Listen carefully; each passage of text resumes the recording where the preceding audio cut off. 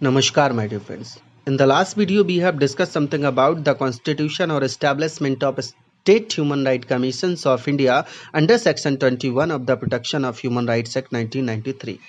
Last video में हमारे friends हमने डिस्कस किया था कि राज्य मानव अधिकार आयोगों का गठन कैसे होता है, उनका अध्यक्ष बनने के लिए क्या क्वालिफिकेशन होना चाहिए, मेंबर बनने के लिए क्या होना चाहिए, उनका टर्म ऑफ ऑफिस क्या होगा एज पर 2019 अमेंडमेंट, और उन्हें कैसे उनके डेजिग्नेशन से उनके ऑफिस से हटाया जा सकता है।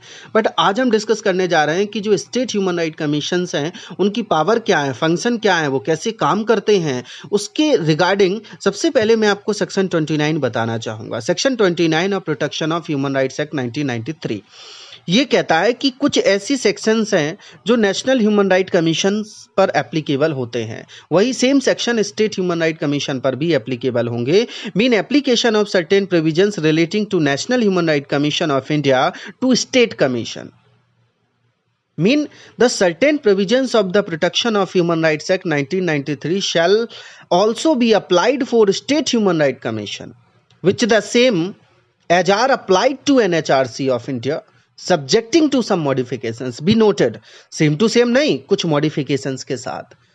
अब वो sections कौन कौन से हैं? Section 9, 10, 12, 13, 14, 15, 16, 17, 18, इसमें सेक्शन 11 नहीं है।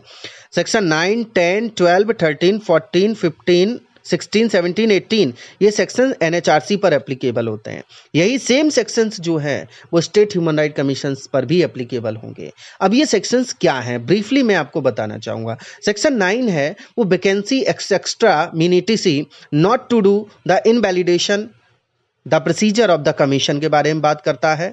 एंड जो सेक्शन 10 है वो ये कहता है कि the proceedings to be regulated by the commission. उसके बाद हम बात करने जा रहे हैं सेक्शन 12। सेक्शन 12 किस रिगार्डिंग है? The functions of national human right commission. जो नेशनल ह्यूमन राइट कमीशन के फंक्शन है माय डियर फ्रेंड्स, वही functions state human right commission के भी है, लेकिन इसमें एक क्लॉज है, क्लॉज एफ।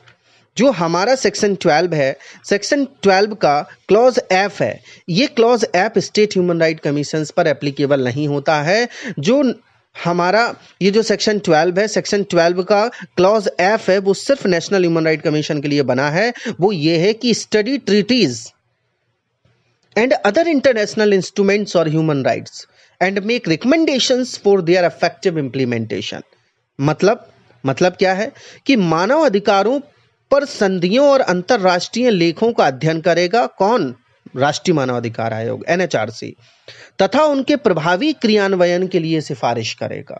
ये जो एफ वाली पावर है, फंक्शन है, ये सिर्फ एनएचआरसी को है, स्टेट ह्यूमन राइट कमीशन को अवेलेबल नहीं है। अब हम बात करते हैं फर्दर, आगे बात करते हैं जो पावर ऑफ इंक्वायरीज हैं नेशनल ह्यूमन राइट कमीशन की, सेक्शन 13 में दी गई है। इन्वेस्टिगेशन सेक्शन 14 में दिया गया है। इनके लिए हमने स्पेशल अलग से वीडियोस बनाए हैं, प्लीज़ वॉच। सेक्शन 12 के लिए भी, सेक्शन 13 के लिए भी, सेक्शन 14 के लिए भी। मीन एनएचआरसी जो है वो पावर ऑफ इंक्वायरीज क्या है, investigation and utilization of agencies and officer of central government और स्टेट गवर्नमेंट क्या है, अलग वीडियो है, please watch the same. And the statements of the persons to the commission section 15 ये भी स्टेट ह्यूमन राइट कमीशन पर applicable है। The persons likely to be affected prejudicially to be hurt section 16। Inquiry into complaints section 17। The steps during and after inquiry section 18। Section 18 पर भी हमने specially अलग से video बनाया है, वो भी आप प्लीज़ वॉच कीजिए। तो जो power, function, investigation, inquiry, statement record करने की प्रोसीजर और ड्यूरिंग और आफ्टर इंक्वायरी क्या स्टेप ले सकता है एनएचआरसी, वही स्टेप एसएचआरसी भी ले सकता है। मतलब जो सेक्शंस मैंने बताए आपको, जैसे कि मैंने आपको सेक्शन 9 बताया और प्लस मैंने आपको सेक्शन 10 बताया, 12, 13, 14, 15, 16, 17, 18, ये किस एक्ट के हैं? Of the protection of human rights act 1993 के। ये सेम टू सेम सेक्शंस जो हैं वो SHRC mean state human right commissions पर भी लागू होते हैं। अब फर्दर हम बात करें कि अगर किसी व्यक्ति के मानव अधिकारों का उल्लंघन होता है तो जिस डेट से उल्लंघन हुआ है उस डेट से 1 साल तक आप स्टेट ह्यूमन राइट कमीशन में कंप्लेंट फाइल कर सकते हैं और 1 साल लिमिटेशन एनएचआरसी के लिए भी प्रिस्क्राइब की गई है। अगर आपने अपने मानव अधिकारों की उल्लंघन की complaint NHRC, national human right commission या फिर अदर किसी कमीशन में कर रखी है तो फिर आप स्टेट ह्यूमन राइट कमीशन में वो कंप्लेंट फाइल नहीं कर सकते। एक ही कंप्लेंट को आप 2 और मोर कमीशंस में फाइल नहीं कर सकते, केवल एक ही कमीशन में आप फाइल कर सकते हैं।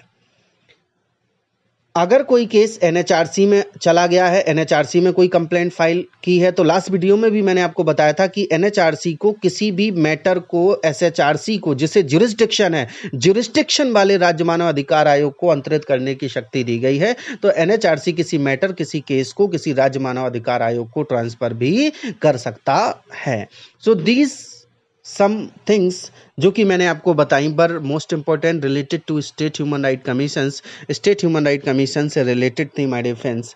सो आई थिंक सो अगर माय डिफेंस ये वीडियो आपको अच्छा लगा हो तो please subscribe it, like it and share it, and also please keep watching our YouTube channel.